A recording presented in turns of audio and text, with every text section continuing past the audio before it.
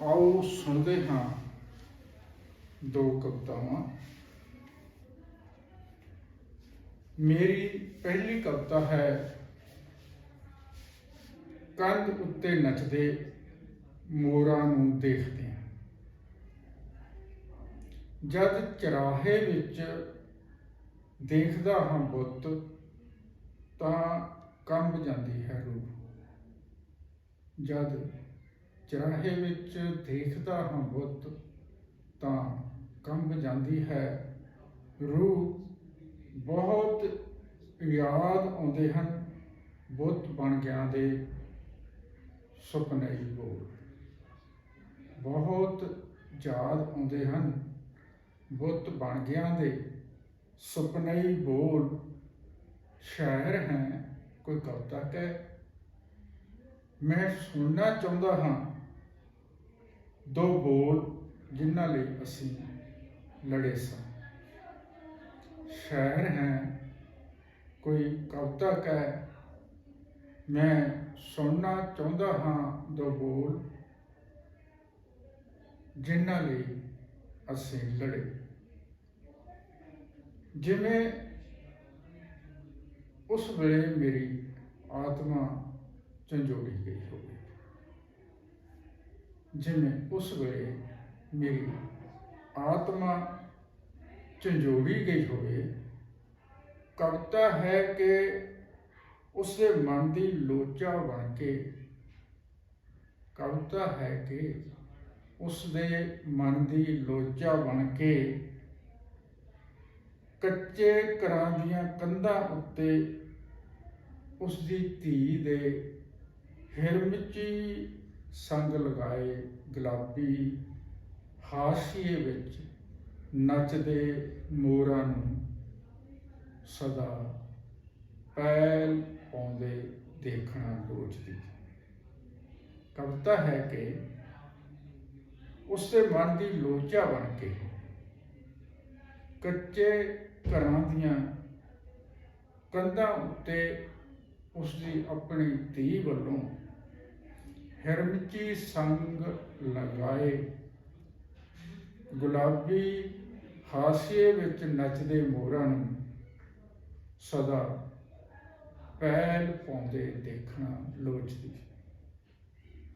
फिर सहज ही पुछ बैठदा फिर सहज ही पुछ बैठदा हां मैं रोही खादियां कंधां तो उन्हां दा हाल चाल।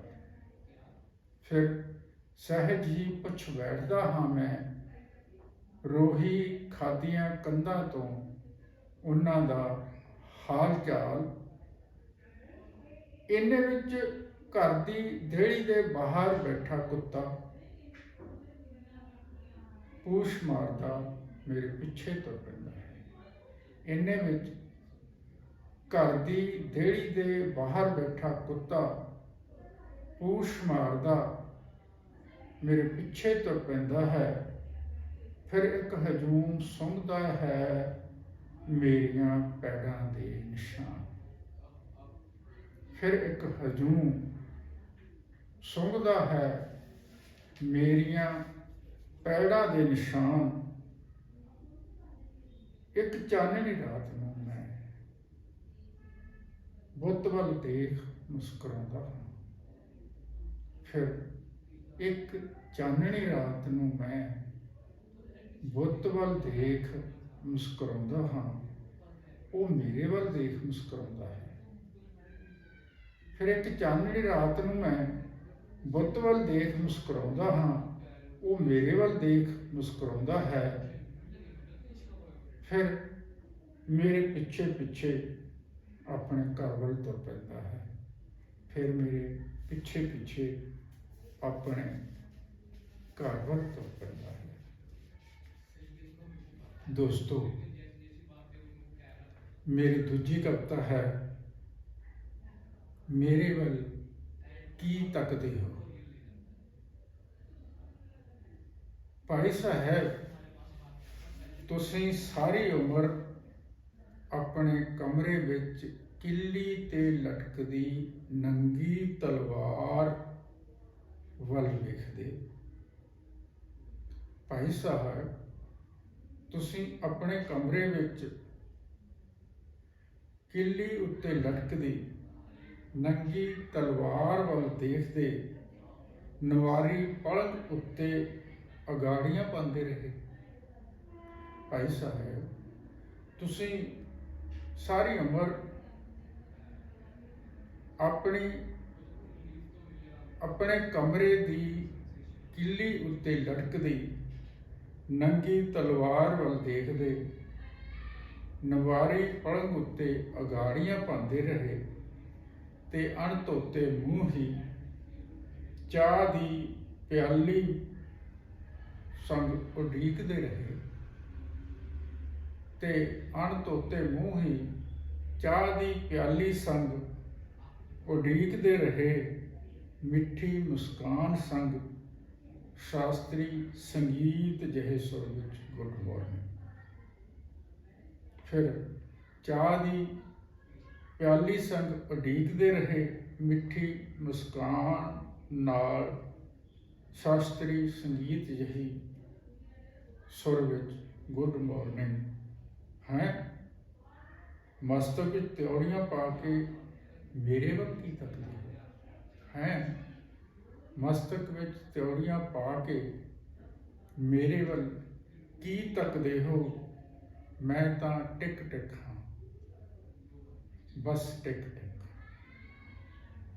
ਇਸ ਬ੍ਰਹਿਮੰਡ ਵਿੱਚ ਕੋਈ ਵੀ ਆਹਟ ਹੋਣ ਤੋਂ ਲੈ ਕੇ ਅੱਜ ਤੱਕ, ਇਸ ਬ੍ਰਹਿਮੰਡ ਵਿੱਚ ਕੋਈ ਵੀ ਆਹਟ ਹੋਣ ਤੋਂ ਲੈ ਕੇ ਅੱਜ ਤੱਕ ਧਰਤੀ ਦੀ ਹਿੱਕ ਉੱਤੇ ਘੋੜਿਆਂ ਦੇ ਪੌੜਾਂ ਦਾ ਹਿਸਾਬ ਮੇਰੇ ਮਸਤਕ ਵਿੱਚ ਦਰਜ ਹੈ।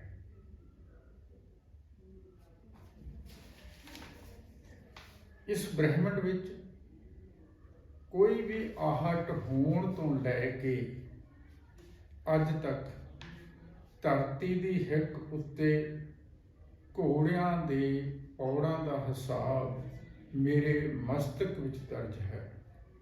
ਲਓ ਐਨਕ ਲਾਓ, ਦੇਖੋ, ਪੜ੍ਹੋ ਤੇ ਸੁਣੋ। ਲਓ ਐਨਕ ਲਾਓ, ਦੇਖੋ, ਪੜ੍ਹੋ ਤੇ ਸੁਣੋ। ਗਰੀਬੀ ਰੇਖਾ ਤੋਂ ਹੇਠਾਂ ਦਾ ਸੰਸਾਰ, ਮਾਨਵਤਾ ਦੀ ਹਿੱਕ ਉੱਤੇ ਉੱਗੇ ਹੋਏ ਥੋਬਰਾਂ ਦੀ ਕਤਾਰ। ਲਓ ਐਨਕ ਲਾਓ, ਦੇਖੋ, ਪੜ੍ਹੋ ਤੇ ਸੁਣੋ। ਗਰੀਬੀ ਰੇਖਾ ਤੋਂ ਥੱਲੇ ਦਾ ਸੰਸਾਰ, ਮਾਨਵਤਾ ਦੀ ਹਿੱਕ ਉੱਤੇ ਉੱਗੇ ਥੋਹਰਾਂ ਦੀ ਕਤਾਰ। ਭਾਈ ਸਾਹਿਬ, ਹਰਸ਼ ਵਰਧਨ ਦੀ ਮ੍ਰਿਤੂ ਤੋਂ ਲੈ ਕੇ ਅੱਜ ਤੱਕ।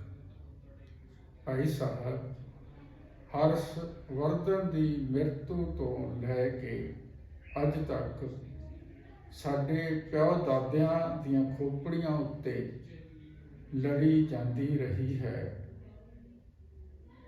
ਜੰਗ।